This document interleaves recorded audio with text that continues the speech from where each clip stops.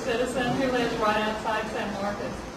When Debbie said that about money and politicians, it reminded me of that old quote about never trust your dog with your dinner or a politician with your money. I have to say that I've been pretty blissful in past years because I've been able to just go vote and then trust the politicians to do the right thing and make the right decisions, and I think really a lot of them do try to do that. I've noticed of late that there are so many huge laws coming our way, very fast changes, and as I began reading some of these and looking into them, I began to realize that oftentimes the local government and elected officials don't have an opportunity to read those 400-page bills being passed by the federal government and to see all the little gotchas that are in there, that when they innocently may vote for this resolution here, that it knowingly invokes all of this other strings or things in the other bill, and it's very difficult to read all of that and stay informed. So I want to say kudos to our government officials, and I especially want to recognize Judge Liz Sumter, who was here.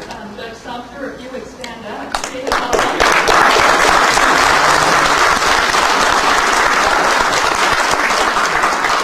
has listening to and responding to the citizens of the town, and whenever I have voiced a concern, she's always been willing to listen and work with me, which I think is wonderful. Tonight I have the privilege to introduce a gentleman from California. Justin and I sometimes are research buddies. We work late at night on the computer looking and analyzing data, finding all kinds of interesting things. But as we researched more and more, we began to be more and more concerned about what we were finding. It was very alarming. And we said, well, gosh, we don't know what to do. We're just regular people. And so we began to look around for someone who might have more experience with all of these rapid laws and changes coming so quickly. And what we found was the gentleman here who is here tonight, Mr. Michael Shaw. He is a lawyer and a CPA. He is from Santa Cruz, California.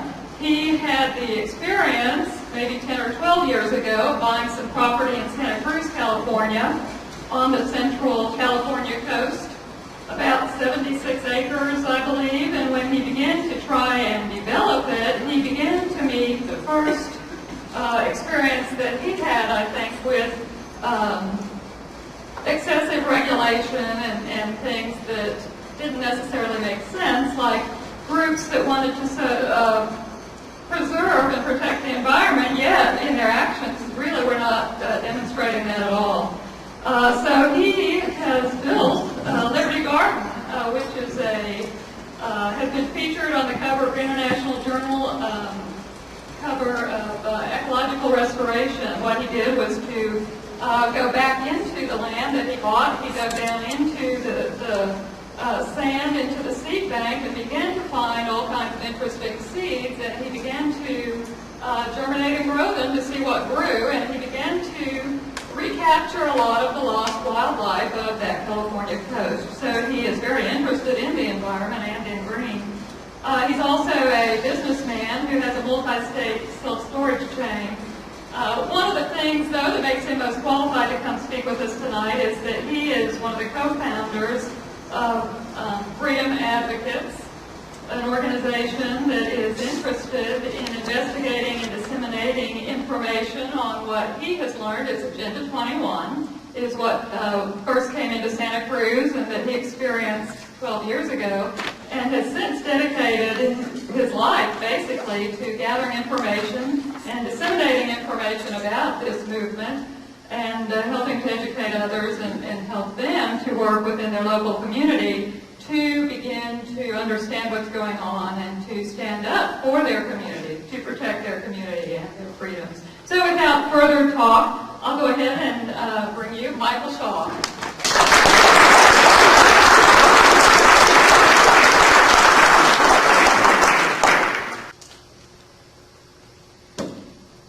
Well, hello.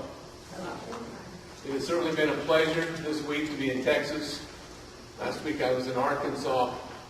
And what I've noted in this trip is that people in the South, this section of the South anyway, are ready for the message that I think we all need to get across the country if we're going to reverse the trend that is taking us downward.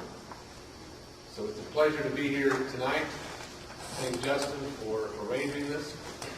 The meetings both in outside of San Antonio and last night in Austin were successful.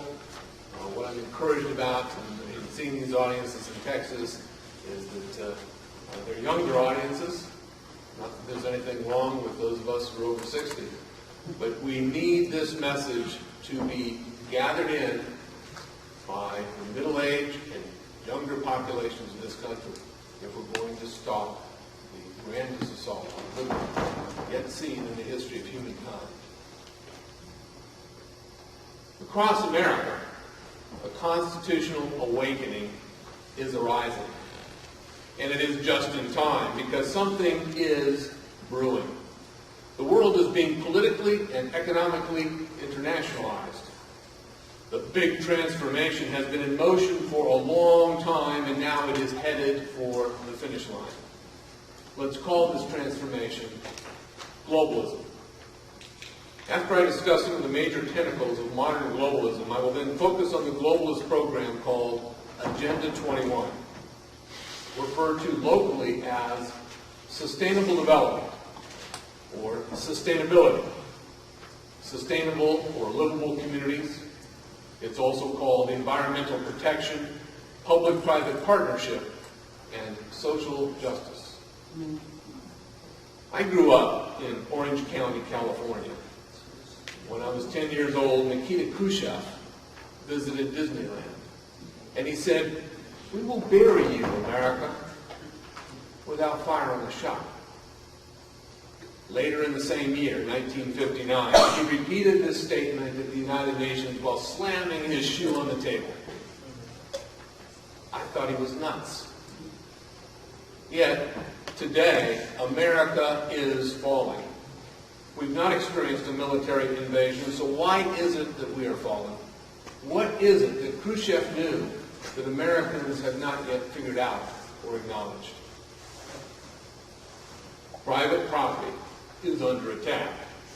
Americans no longer feel confident that the government secures the protection of their property. Instead, policies are being implemented through our American government that actually attack the idea of private property. Globalist philosophy has swarmed all branches and all levels of American government. Is there a connection between globalism and the loss of our rights? Our leaders, who are working for their own seat at the international table, have convoluted the interpretation of the American Constitution. At the core, these people seek to negate the recognition of an individual's unalienable rights. That is, one's natural right to life, to liberty, and to the use of one's property. There is a massive fifth column operating throughout our government, supported by a huge and well-funded network of non-governmental organizations, so-called NGOs, that work at the local level to advance global policies. NGOs are organizations which are accredited by the United Nations for the purpose of implementing Agenda 21, the blueprint for sustainable development. Increasingly, the lands across America are being put off limits as people are increasingly forced into high-density, so-called smart growth communities. Elected officials make this possible by accepting a bogus consensus. Now, the American Wildlands Network may look or sound benign, but what we will discover are vast expanses of land taken from the people and locked up from any use. There are interconnecting corridors that are designed to limit or block human passage while the animals roam freely. The Wildlands Network is designed to take control of the land across America. Power is being centralized and exercised over all of us. As you will see later, these expanses and corridors are throughout the country. The creation of these corridors is now coming into formation, facilitated by the process of private partnerships. These partnerships have been in formation for decades. What I am going to do tonight is define and illustrate how globalism works to sublimate the foundation of the American experiment. This sublimation is planned to occur through implementation of the Global to Local Action Plan of Agenda 21, meaning the agenda for the 21st century. Then I will give illustrations of how Agenda 21 plays out in your neighborhoods, your cities, and the landscape. I will then suggest what it is that you can do in your own neighborhood to expose and ultimately reverse this anti-American plague that is destroying the entire country. The battlefield for the modern world war is over the political recognition of unalienable rights. For example, judicial recognition and protection of the right to the use and enjoyment of property has been largely abandoned. Prohibitive zoning, open space mandates, resource extraction limitations, conservation easements, and use prohibitions, coupled with enforcement provisions of such things as the Endangered Species Act and the various wildland bills, are all designed to chip away at the idea of private property. The Endangered Species Act often nullifies a landowner's natural right to the beneficial use of property. Through the ESA, that is the Endangered Species Act, the courts have enabled massive legislative takings of property use. America cannot stand if the idea of private property is not protected. George Washington said, "Private property and freedom are inseparable." And yet, the United Nations' position on individual land ownership is clearly the opposite. Land is to be held or controlled by government and its partners, not by individuals. There is an organized globalist assault on the individual and upon the system of government that supports individual rights. Global organizations such as the World Bank and the World Trade Organization have taken control over our nation's trade policy. Multinational corporations work with global political organizations to establish a unified global economic system of distribution that works to implement the stated goal of the Earth Charter. That goal is to, quote, equalize wealth within and between nations. Can a nation remain sovereign if it has bequeathed its trade policy to foreign entities in the name of globalism and the equalization of nations? Well, the 20th century has seen a continuum of action designed to lead us to where we are and to where it is that we are headed.